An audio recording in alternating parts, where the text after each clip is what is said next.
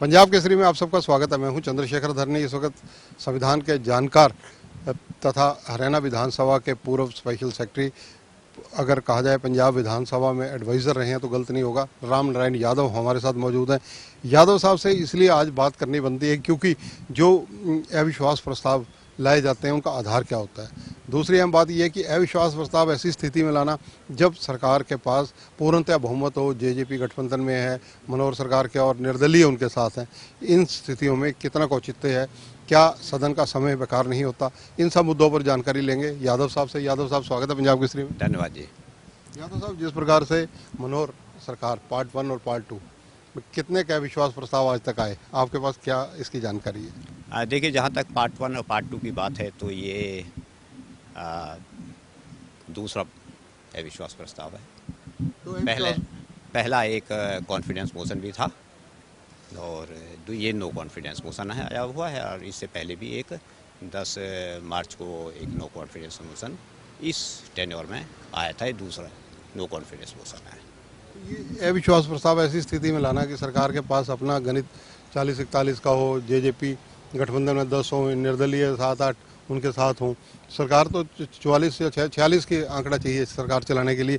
तो ये उचित ही क्या है, लगता है आपको ये लाने का? देखिए, नो अविश्वास प्रस्ताव ये इस वजह से ही आता है अधिकतर तो कि सरकार में विश्वास नहीं रहा, वो मेजॉरिटी लूज कर चुकी है और सरकार में बहुमत ना होने के कारण उसको गिराने का उद्देश्य होता है। लेकिन इसका एक दूसरा उद्देश्य ये भी होता है कि अपोजिशन या कोई भी मेंबर अगर गवर्नमेंट की पॉलिसीज़, गवर्नमेंट के कामों को डिस्कस करना चाहें, ये रूल में भी है कि गवर्नमेंट की पॉलिसी डिस्कस करने के लिए भी अब अविश्वास प्रस्ताव लाया जा सकता है। और ऐसा ये बहुत दिन पहले हमारी तो हरियाणा विधानसभा में 1966 से पहले ही सेशन से अविश्वास प्रस्ताव आने शुरू हो गए थे। और सबसे पहले तो चौधरी मुख्तार सिंह मलिक और मुख्तार सिंह जी का और चौधरी डॉक्टर मंगल सेन जी का था पहले सेशन में ही, और उसके बाद हरद्वारी लाल जी स्पेसिफिक इसी चीज़ के ऊपर लेकर आए थे कि हम गवर्नमेंट की पॉलिसीज़ को डिस्कस करना चाहते हैं। तो अविश्वास प्रस्ताव एक सिर्फ मेजॉरिटी की बात नहीं रहती, मेजॉरिटी से तो सरकार गिरती है, लेकिन एक सरकार की पॉलिसी डिस्कस करने का उद्देश्य भी इसका होता है। यादव साहब, जिन लोगों का आप जिक्र कर रहे हैं, कुछ अगर आपको सन याद हो, कुछ कौन से चीफ मिनिस्टर थे जिनके खिलाफ लाया गया, कुछ याद हो तो बता सकते हैं? नहीं, ये मैं सभी के खिलाफ आए हैं और एक टेन्योर में 2-2, 3-3 भी आए हैं। 3 टेन्योर में ये नहीं आए। 87 से 91 तक चौधरी देवीलाल जी के टाइम पर नहीं आए, उस टाइम कई चीफ मिनिस्टर थे।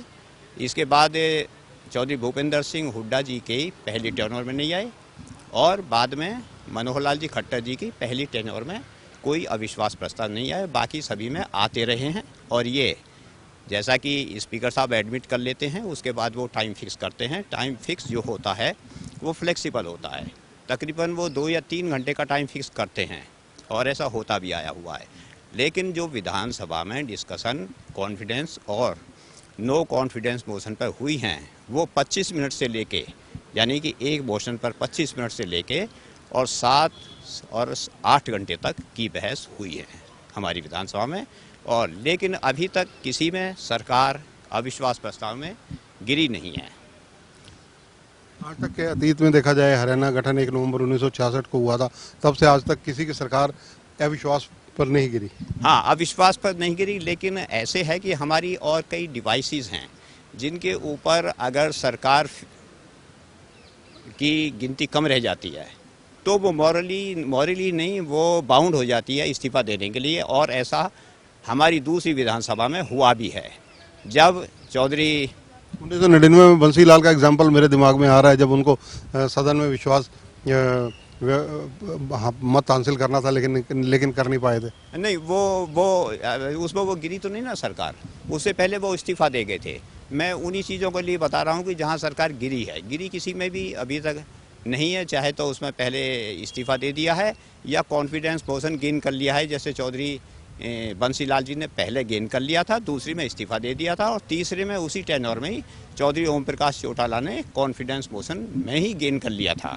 लेकिन मैं एक बात दूसरी बता रहा हूँ कि 1967 में जब हमारी दूसरी विधानसभा बनी थी, उस टाइम कांग्रेसी गवर्नमेंट, मेजॉरिटी गवर्नमेंट ने गवर्नमेंट बना ली थी, और जब स्पीकर का इलेक्शन उसमें हुआ तो स्पीकर के इलेक्शन में गवर्नमेंट का नॉमिनी हार गया तो उसे पंडित भगवत दयाल शर्मा ने इस्तीफा दे दिया था और वो सरकार जाती रही थी, वो दूसरी डिवाइसेस पे गई थी। तो ऐसी हालातों में भी सरकार जाती रहती है। ऐसी एग्जाम्पल हमारी हरियाणा में एक है।